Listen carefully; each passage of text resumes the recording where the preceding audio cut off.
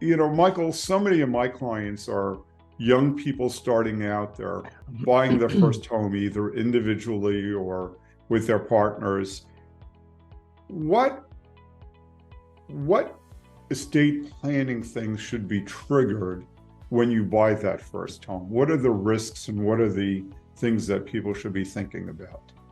Sure, sure. So with a caveat that, this conversation is really for educational purposes and not legal or tax advice, Hmm. there's a couple of considerations, especially when you buy your first home, which could be one of your largest assets at one point, right?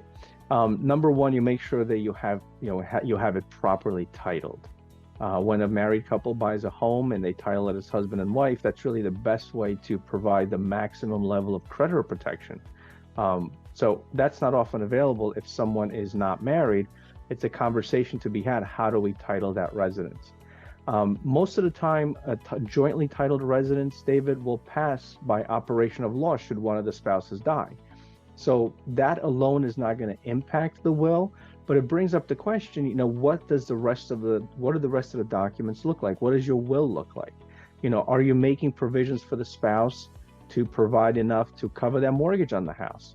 Do you have adequate insurance? Have you worked with a financial planner who could hedge against an unforeseen death and can provide liquidity to pay off that mortgage, to fund, those college expenses for the kids? So it's not as much a document-driven analysis, it's more of a holistic planning analysis that we would engage in and advise clients how to proceed and often bring in the proper professionals to help fill that void.